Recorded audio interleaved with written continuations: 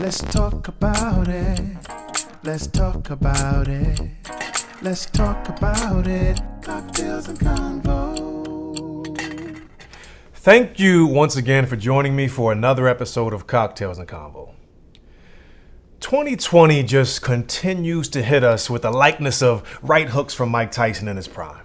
Although a right hook, jab, or even a grimace from Mike during any phase in his life would not be welcomed by me in the slightest. To that point, we recently lost a legal giant in Ruth Bader Ginsburg, whose strong voice spoke so loudly in favor of gender equality. She was absolutely relentless in her lifelong fight for justice. Take a look. There's a great man once said that the true symbol of the United States is not the bald eagle, it is the pendulum. And when the pendulum swings too far in one direction, it will go back. People ask me, when would you be satisfied with the number of women on the court? When there are 9. Obviously, civil rights and equal rights are not solely associated in just the field of employment. And yet another example of injustice in America, after months of protesting and chanting, "Say her name," we finally heard from the grand jury in Kentucky that no cops would be held accountable for Breonna Taylor's death. You know, Breonna Taylor didn't quite enjoy the fruits of her constitutional rights because they were simply not protected.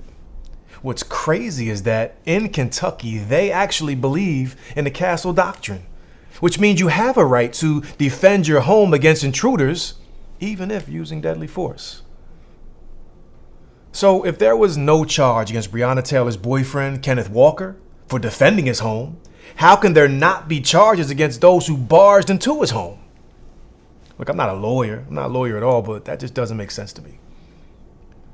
Nonetheless, while Breonna Taylor was sleeping in her bed, in her home, her sleep was interrupted by multiple gunshots, which led to her untimely death.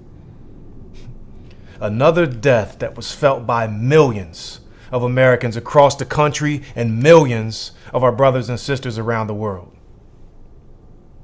Her death was a physical death. It was a visceral death. We could visualize it, we could see it, and we could feel it. And people are angry, people are outraged, people are frustrated and humiliated. And rightfully so. They should be, we all should be. Now look, not in any way, shape, or form am I attempting to minimize those egregious acts of violence that happened to Breonna Taylor, George Floyd, and countless others. Yet we only seem to be outraged by the physical death of people of color. Most particularly black people. We are outraged by the death that we see. But I have to go here, folks, and point this out. We are witnessing another type of death as well. And it's not a death of the body. It's not a physical death. As a city, we have been and are currently bearing witness to a much more significant type of death. A slow death, if you will, of our children's educational and intellectual dreams.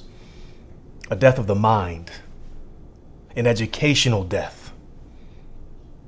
Many of our educational systems across our country are killing the dreams of our most vulnerable population, our school-dependent children. We need to nurture our children's dreams, not destroy them, not starve them, not kill them. Look, approximately 100 years ago, a 20-year-old Langston Hughes at the time said this: "Hold fast to dreams, for if dreams die, life is a broken-winged bird that cannot fly. Hold fast to dreams, for when dreams go, life is a barren field frozen with snow."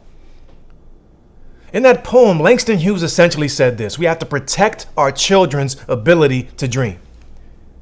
And I want for us just to take a moment to focus on that concept. Focus on the visual of a bird with a broken wing. Picture that. That bird is not fulfilling its potential. It's not fulfilling its true potential. And our educational system as a whole is depriving our community, depriving our children of fulfilling their full potential, depriving our children of the capacity to dream because of the decisions we are making as educational leaders on their behalf. I said it. we continue to accept these mediocre practices, knowing they're mediocre. This notion of inequity has manifested itself into the very fabric of who we are. In many cases, we have become conditioned to settle for less, conditioned to accept less than. I refer to that behavior as accepted ignorance. This lack of foresight, concern, and consideration for our most vulnerable school-dependent children must stop. It just has to stop. We can no longer accept it as the norm. We can't accept a notion of an it is what it is way of thinking. And look, no disrespect at all, but we make sure our kids eat in school, don't we? We make sure they eat.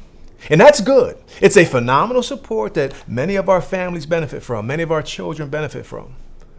But we need to make sure that in addition to feeding our children's bellies, we need to make sure we feed their brain. We got to feed their soul, their spirit, their dreams. We can no longer continue depriving our children the ability to dream. I'm just convinced today, as much as I was 20 plus years ago, that education saves lives. I truly believe that. Education is the answer to all of our questions as well as our dreams. Education is what fuels our children's ability to dream, their ability to hope in spite of. Look, we have to do whatever we can to protect that hope, our children's hope. And not being able to dream, coupled with the lack of hope, enhances the risk of our children experiencing an empty shell of a life. Brian Stevenson said it best. Injustice prevails where hopelessness persists. It's that hope that keeps us moving. You know, hope against hope is what makes us continue to fight, even in spite of the deplorable conditions plaguing our communities. There are so many parents out there who believe in the promise of a quality and equitable school system, a quality and equitable education, in spite of schools having a lack of quality teachers, a lack of resources, a lack of access, etc. That's exactly why John Lewis was able to keep getting up and marching and fighting after catching a beat down and getting his head busted open on the Edmund Pettus Bridge. Injustice swoops down and wins when we give up hope. Hope is our lifeline. Dreams are our soul's passion, and action is what we need now. And just in case you didn't know, hope, dreams, and action, that's what I call the perfect recipe for a revolution. We'll be right back with our first guest.